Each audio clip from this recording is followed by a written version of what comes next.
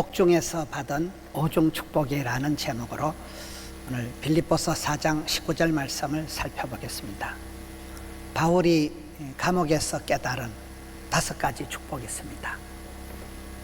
하나님은 나를 도매로 취급하지 않고 구체적으로 개인적으로 나에게 복을 주신다. 나의 하나님께서 예수 그리스도 안에서 모든 복락을 누리기 때문에 예수 안에서 복을 주신다. 세 번째는 하나님이 주시는 복이 째째하거나 쪼잔한 것이 아니고 영광 가운데 풍성한 복을 주신다. 네 번째는 나의 모든 필요를 쓸 것을 아시고 맞춤형 복을 주신다. 다섯 번째는 하나님께서는 흔들어 넘치도록 풍성하게 채워주신다니 5가지 복이 빌립보서 4장 19절에 나옵니다. 우리가 성경을 암송할 때 하늘의 미랄이 떨어져서 죽으면 많은 열매를 맺는다고 할 때 요한복음 12장을 따블로 하면 24장이잖아요. 요한복음 12장 24절이 하늘의 미랄이 나오고 4.19 혁명이 일어나듯이 신앙생활에 혁신적인 혁명적인 일은 빌립보서 4장 19절이에요. 4.19 이 감옥 안에서 바울이 느꼈던 5가지 축복을 깨달으면 됩니다. 이런 바울은 매를 맞고 복음을 전하다 매를 맞고 깊은 감옥에 갇혀서 발에 착고가 채여가지고 한밤중에 인생 넋두리를 한 게 아니고 찬송을 부릅니다. 사방으로 우겨 쌓여도 바울은 새털처럼 자유롭게 살아갔습니다. 바울은 감옥 안에 갇혀 있었으면서도 주 안에서 기뻐하라 이렇게 노래하고 있습니다. 사도 바울이 무슨 처자식이 있어요. 집도 절도 없고 머리 둘 곳 없었던 바울이지만 나는 자족하기를 배웠다. 내 은혜가 내게 충분하다. 이런 고백들을 하는 것입니다. 바울이 죽기 전에 사도행전 마지막 28장에 보면 말년에 온 이태를 감옥에 갇혀 있으면서도 자기에게 오는 사람들을 다 웰컴 환영하고 그리고 하나님 나라를 전파하고 가르치는 데는 거침없이 담대하게 그렇게 복음을 전했던 사람입니다. 옥중에 있으면서 감옥 안에 있으면서도 오늘 본문은 5가지 복을 노래하고 있습니다. 첫째 복은 하나님은 나를 도매금으로 취급하지 않고 구체적으로 개인적으로 1대1로 나의 하나님이 내게 복을 주신다는 게 오늘 시작점입니다. 민수기 6장에도 보면 제사장의 축복에 말씀할 때 하나님은 나에게 구체적으로 개인적으로 1대1로 나에게 복을 주신다는 거예요. 여러분 천하를 다 얻고도 내 목숨을 잃으면 무슨 소용이 있겠습니까? 다른 사람 다 잘 되는데 내만 꼴꼴하면 무슨 의미가 있냐. 우리 하나님은 도매도 잘하시고 소매도 잘하시고 스케일이 있으면서도 디테일하시고 우주 만물을 다스리시지만은 한 사람의 별나고 독특한 한 사람의 신음소리, 한 사람의 고통을 외면하지 않고 구체적으로 다가오신다는 거예요. 예수님께서 동네방네 두루두루 다니시고 각색 병든 자들을 차별 없이 다 고쳐주셨지만 때로는 베드로 한 사람에게 오랫동안 집중해서 베드로 한 사람을 향해서 사복음서를 관통해 가면서 베드로의 주님으로서 그렇게 역사하시는 것입니다. 우리가 주기도문을 보면 하늘에 계신 우리 아버지, 공동체적인 하늘에 계신 우리 아버지 하나님 공동체적인 고백을 하지만 그 아버지 하나님이 나의 하나님이라는 구체적으로 내 아버지 내 하나님이라는 여러분 병을 치료할 때 요즘은 표적 치료를 합니다. 온몸에 방사선을 쏘지 않습니다. 내 몸에 필요한 부위를 표적 치료를 하듯이 하나님께서 우리에게 복을 주실 때는 내 모든 것을 아시고 구체적으로 내게 답이 되고 복이 되고 약이 되는 하나님으로 역사하신다는 거예요. 저희 어머니는 시골에서 농사 짓다가 전시만시 골병이 들었지만은 그래도 86세를 이렇게 사셨는데 제가 어머니를 이렇게 보면 어머니는 건강관리 방법이 약간 이기적이더라고요. 어머니는 보면 병원에 가는 날은 뭐 어떤 일이 있어도 어머니를 병원에 모시고 가야 돼요. 다른 것들 아무 상관이 없는 거예요. 굉장히 이기적이고 자기 몸만 챙기는 거예요. 근데 지나고 보니까 그런 그 이기적인 그런 모습이 철저히 병원에 가는 시간, 약을 맞추어 먹고 하니까 어머니가 건강을 잘 챙겼다고 보는 거예요. 여러분, 이기적인 사람이 지 앞가름을 하는 거라는 얘기예요. 하나님께서는 우리에게 복을 주실 때 내 주변의 환경을 바꾸어서 복을 주시는 분이 아니더라고요. 나를 지목해서 나를 만져주시고 나를 고쳐주시고 나를 수술해 주셔서 주변의 환경, 배경, 조건이 어떠하든지 내가 자생력을 갖추고 내가 상황을 이겨낼 수 있는 맷집을, 저항력을 길러주셔서 나를 자생력을 갖춰주셔서 이 험한 세상을 이 고약한 성질 가지고 이 별난 체질 가지고도 살아갈 수 있도록 자생력을, 자신감을 붙여주신다는, 그게 우리 아버지 하나님은 나의 하나님이 되신다는 겁니다. 우리가 사람들을 볼 때 다른 사람들을 보면 자꾸 기가 죽는 거예요. 공부 잘하는 사람, 머리 좋은 사람, 노래 잘하는 사람 보면 기분이 안 좋아요. 왜 저분은 저렇게 목청을 타고나고 저분은 저렇게 IQ가 높고 깜빡깜빡 잊어먹고, 이런 사람들은 맨날 체질이 별나가지고 배탈이 설설 나고 막 변두통에 시달리는 사람들은 온갖 두드러기가 나고 이래 보세요. 인간 싫고 세상이 싫습니다. 그런데 성경을 보면 하나님은 내가 아무리 고약한 체질의 별난 성질머리를 가지고 있어도 나의 하나님께서 나의 가는 길을 아시고 나의 거시기를 아시고 맞춤형 복을 주시더라고요. 그게 내 아버지, 내 하나님이라는 거예요. 룻이라는 여자를 보세요. 시집이라고 갔는데 신랑도 죽고 시동생도 죽고 시아버지도 돌아가시고 남자는 다 씨가 말라버리고 결혼 10년에 쪽박을 찼지만은, 이 여자가 잘한 것은 이방 여자였지만, 갈로 밖에 있었던 여자였지만 시어머니가 믿는 하나님을 나의 하나님으로 받아들인 거예요. 시어머니의 백성이, 이 유대인도 아닌 사람이 시어머니의 백성이 나의 백성이 되겠다, 그렇게 소속감을 새롭게 하고 난 뒤에 룻이란 여자가 다윗을 놓고 메시아를 잉태하는 그런 축복의 통로로 쓰임을 받은 거잖아요.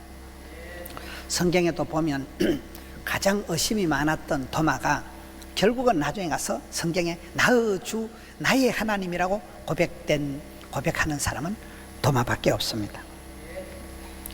여러분, 가장 나다운 것이 세계적인 거라고. 하나님이 내게 복을 주실 때는 네 그 체질 가지고, 너의 그 IQ 가지고, 너의 그 성질 가지고도 살아도 된다는 거예요.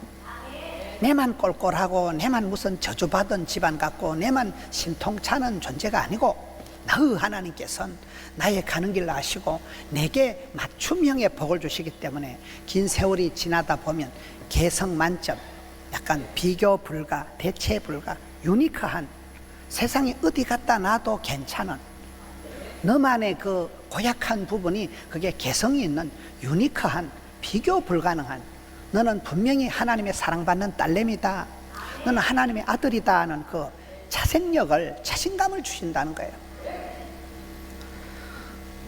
한 사람을 하나님은 이 세상을, 거친 세상에서 자살하지 않고 포기하지 않고 낙오되지 않도록 붙드셔서 일당백을 만들어요. 이 세월이 흘러가면서 신앙의 세계에서는 여러분, 사도 바울처럼 약점이 많은 사람, 사도 바울이 뭐 설교를 잘했어요. 유도가라는 청년이 덧다 졸다 떨어져 죽었잖아요. 사도 바울이 무슨 장가를 가봤어요. 사도 바울이 뭐 체질이, 안질이 안 좋아서 드디오란 사람이 드디게 그를 대피를 해줄 만큼 안질이 안 좋고 성질도 고약하고 바나바 담임 목사님하고 대팡 쌈박질을 하고 이 고약한 체질이 별종인 사람이었지만은, 오늘 성경에 보면 그 하나님은 나의 가는 길을 아시고 나의 성질을 아시고 나의 체질을 아시고 맞춰서 복을 주신다는 거예요. 도매금으로 그냥 대충 복을 안 주시고, 여러분, 내 아버지, 내 하나님이라 너무나 구체적인 자기 경쟁력을 길러주어서 어디 가도 일당백을 할 수 있는, 무슨 일을 당해도 감당할 수 있는 면역을 길러주시는, 체질을 강화해 주시는 내 아버지, 내 주님이라는 겁니다. 두 번째는 그리스도 예수 안에서 얻게 되는 복입니다. 바울 신학의 핵심이 엔 크리스토스예요. 그리스도 안에서, 예수 안에서, 주 안에서, 예수 그리스도 안에서 모든 좋은 것을 얻게 된다는 것입니다. 바울은 지금 감옥 안에 갇혀 있지만은 이 옥중 서신을 쓰면서 감옥 안에 있는 나지만 나는 예수 안에서 기뻐한다. 포도나무의 비밀이 뭡니까? 포도나무 가지는 줄기 안에 붙어만 있으면 되는 거예요. 너희는 나를 떠나서는 아무것도 할 수 없다는 그 말이 포도나무 가지 비유에 나오는 말씀입니다. 포도나무 가지는 줄기에 붙어만 있으면 밑에 뿌리에서부터 온갖 좋은 것이 다 공급이 된다는 거예요. 주 안에, 예수 안에 붙어 있으라는 거예요. 껌딱지처럼 붙어 있으라는 거예요. 물을 떠난 고기가 살 수 없듯이 예수 안에 있으면 이게 큰 보호막이 울타리가 되어서 모든 것이 채워진다는 것입니다. 에베소서 6장 1절에 보면 자녀들아 주 안에서 너희 부모에게 순종하라. 저는 어릴 때 불신 가정에서 저 혼자 교회를 다녔습니다. 그러니까 부모님은 저보고 교회를 가지 마라 하는 거예요. 그럼 부모님께 순종을 하면 교회를 안 가야 되잖아요. 근데 저는 이 말씀을 보고 자녀들아 주 안에서 너희 부모에게 순종하라. 우리 부모님은 그때는 주님 밖에 있었기 때문에 부모님 말씀을 들을 필요가 없어요. 그때는 주님 말씀을 들어야 돼요. 그래서 우리가 무슨 일을 하든지 주께 순종하고 그 다음에 부모님께 순종하고 그 다음에 남편에게 순종하고 이렇게 흘러가야 되는 거예요. 주 안에서 순종하라. 주 안에서 기뻐하라는 거예요. 주 안에 있는 나에게 딴 근심이 있으랴. 주의 궁전의 하루가 세상의 첫날보다 낫다. 이런 우리가 세상에 분주하게 쫓아다니지만은 성전 안에 와서 예배드리는 이 한 시간이 귀하고 즐겁고 좋아야 돼. 예배드리는 한 시간이 막 거북살스럽고 이게 생뚱맞으면 내 체질이 굉장히 세속적으로 돼 있다. 예배드리는 그 시간이, 기도하는 그 시간이, 찬송 부르는 그 시간이 좋아야 돼요. 믿음의 선배들은 주의 궁전의 하루가 세상의 첫날 만날보다 좋다 하는 거예요. 그렇죠. 아버지 집에, 주의 집에 유하는 게 최고다. 우리는 하나님 중심, 성경 중심, 교회 중심의 삶을 살아가야 되기 때문에 그렇습니다. 여호와를 가까이 하면 내게 복이다. 접촉 불량이 되면 하나님과 내 사이에 유격이, 간격이, 틈바구니가 생기면 사탄 마귀가 틈을 타기 때문에 하나님과 내 사이는 껌딱지처럼 내가 주님께 붙어 있어야 된다는 거예요. 요즘 새벽기도 하는 이사야 말씀을 보니까 이사야 5장 5절에 하나님은 포도원을 잘 가꾸어 놓고 극상품의 포도 열매를 맺기를 바랐는데 이 못된 포도나무가 덜 포도를 맺으니까 하나님이 그 포도원을 심판하시는 말씀이 있더라고요. 내가 포도원에 울타리를 걷어서 너희들이 잡아먹히게 하겠다. 내가 포도원에 담을 흘어서 너희들이 나쁜 사람들에게 짓밟히게 하겠다는 게 심판의 말씀이더라고요. 이런 우리가 주님 안에 있을 때 그게 보호막이 되고 안전조치가 된다는 거예요. 주 안에 있어야 됩니다. 예수 안에, 그리스도 안에 있다는 것이, 이게 바울 신학이 계속 이야기할 때 나는 감옥 안에 있지만 너희들은 예수 안에서 기뻐해라. 그렇게 가르치고 있는 것입니다. 세 번째, 나의 하나님이 예수 안에서 주시는 복은 영광스럽고 풍성한 복이다. 이게 오늘 말씀의 중반부의 말씀입니다. 저는 이 말씀은 은혜를 받은 게 옛날에 수십 년 전에 신학교 다닐 때 저는 불신 가정에서 혼자 쫓겨나다시피 해서 신학교를 오고, 저는 부산에 아는 사람이 1도 없고 자 먹고 죽을 돈도 없던 그 시절에 제가 신학을 9년을 했습니다. 신학대학을 하고 대학원을 2개를 하면서 뒤돌아보면 제가 어떤 장로님이나 근사님한테 교회에서 10원 한 푼 받아본 적이 없는 거예요. 모든 장학금도 면제가 되고 이래서 돈이 나올 구멍이 없는 거예요. 그때는 해만 꼴꼴하고 어째 이래 먹을 죽을 돈도 없고 돈 한 푼이 없고 돈 한 푼. 신학교 등록철이 되면 이 망할 놈의 신학교를 때리치워 말아 맨날 휴학을 할까 자퇴를 할까 맨날 고민하는 거예요. 돈이 없으니까. 그때 은혜 받은 말씀이 이 말씀이에요. 이 성경을 보니까 오라, 네가 믿는 하나님은 째째한 하나님 아니다. 등록금 가지고 걱정하는 하나님 아니고 영광 가운데 풍성하게 이빠이 되서네 그렇게 주시는 하나님이다. 이 말씀의 은혜를 받았는데 그때도 물론 돈은 없었어요. 근데 말씀의 은혜가 되면 돈이고 뭐고 다 해결이 되더라고요. 어쨌든 9년의 신학을 무탈하게 다 졸업을 하고 목사가 됐잖아요. 내가 믿는 하나님은 쪼잔하신 하나님, 치사하신 하나님, 째째하신 하나님이 아니라 영광 가운데 풍성하게 주신 하나님이에요. 여러분, 로마서 8장 30절에 인생은 성화의 단계가 있는데 성화의 마지막 단계는 영광스럽게 되는 거예요. 미리 정하신 자, 예정론, 부르시고 소명론, 부르신 자를 의롭다 하시고 칭의론, 의롭게 한 자를 마침내 영화롭게 한다. 이런 우리가 나중에 부활 성천하고 나면 가장 샤방하게, 가장 찬란하게 영광스러운 몸으로 변모가 되는 거잖아요. 천국이라는 것은 천국에서 누리게 될 영생 복락이라는 건, 여러분 요한복음에서 가장 키워드가 영생이란다. 영생이란 단어가 오래 사는 거 아닙니다. 지옥 가서도 안 죽어요. 지옥 가서도 안 죽고 영영한 벌을 받는 거예요. 영원한 벌을 받는 게 지옥 형벌이에요. 천국에서 받는 영생은 단지 오래 사는 걸 말하는 게 아니고, 이거는 웰빙, 성공, 행복, 축복, 하여튼 좋은 단어를 몽땅 다 뭉쳐놓은 게 영생이란 뜻이라 그래요. 그만큼 신약 성경 요한복음에서 최고의 단어가 영생이거든요. 이단들이 보면요, 최고를 잘 알아요.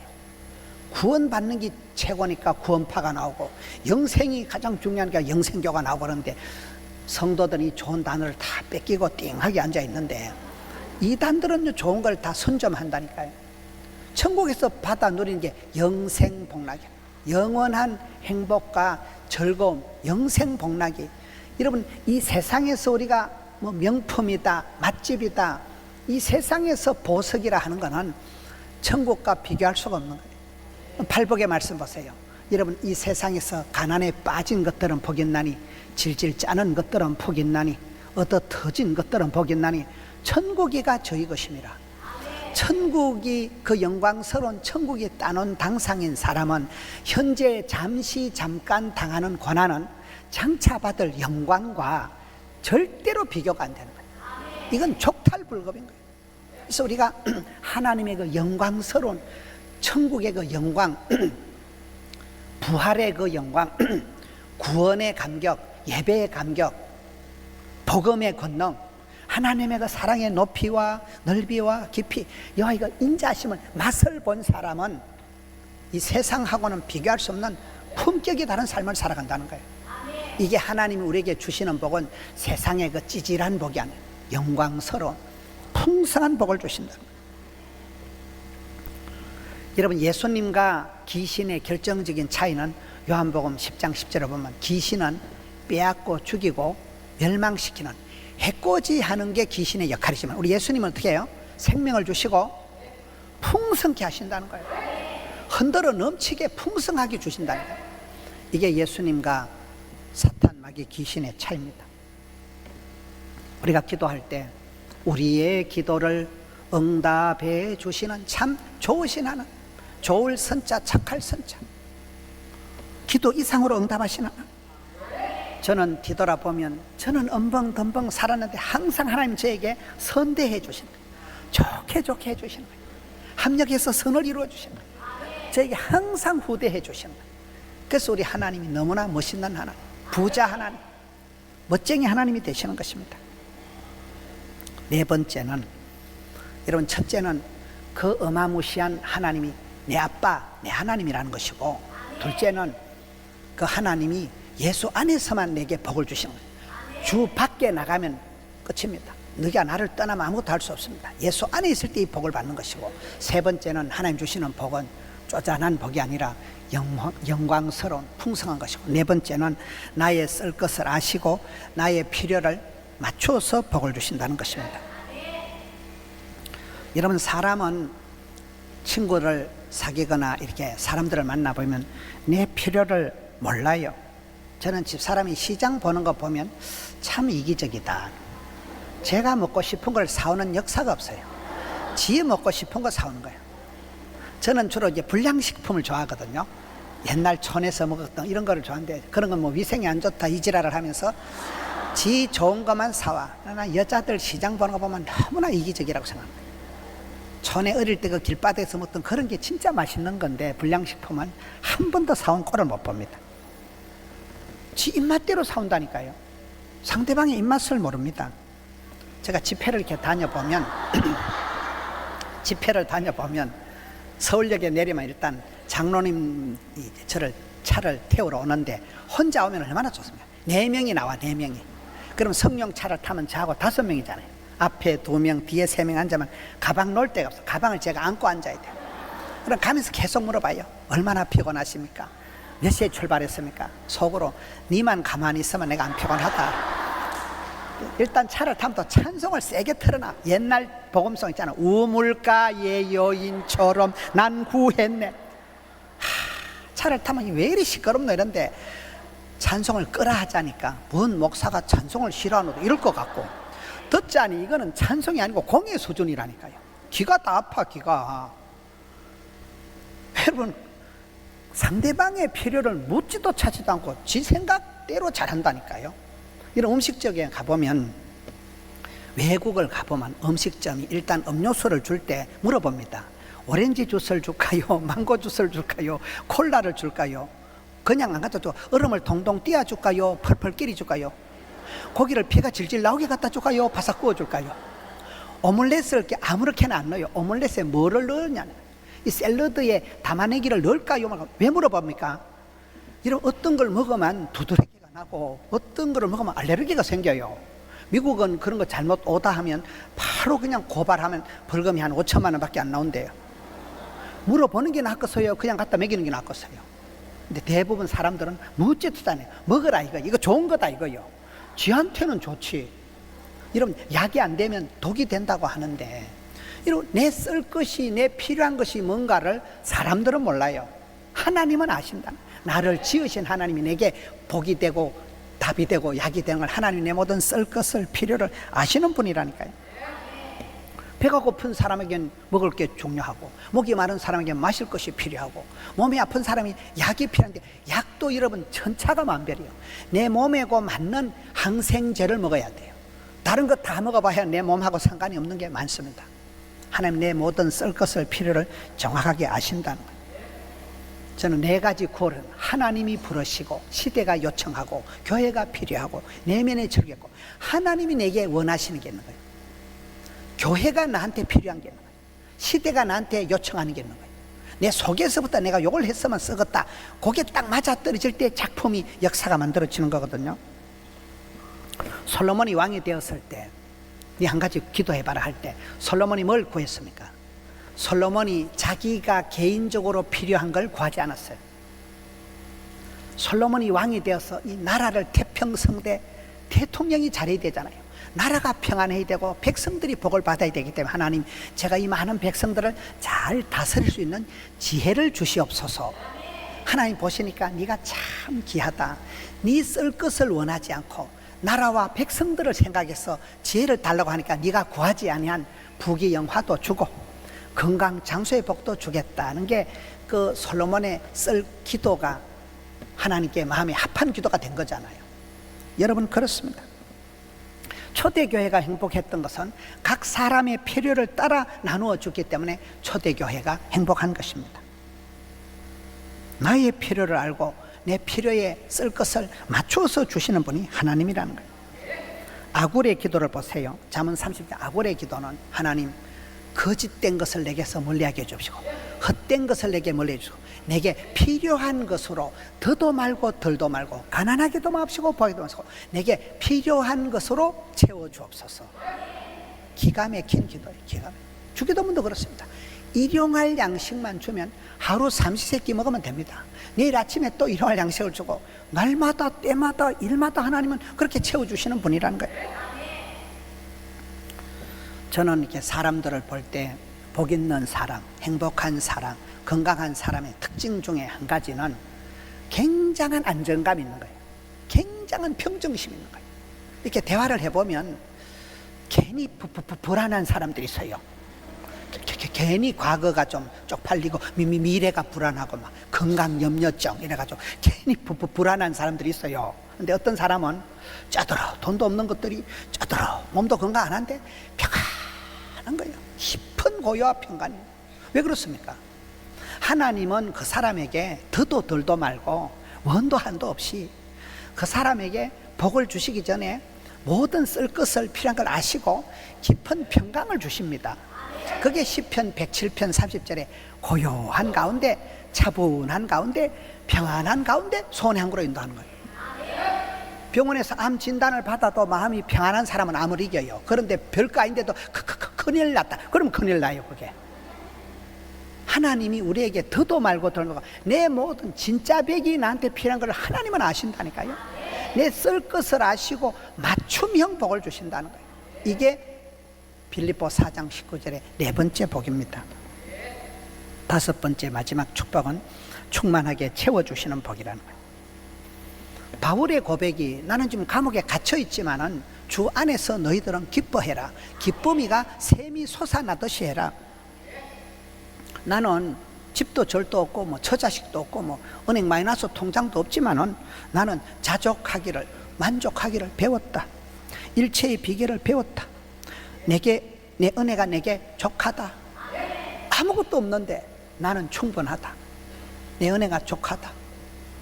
대단한 고백을 하고 있습니다. 다윗도 똑같습니다.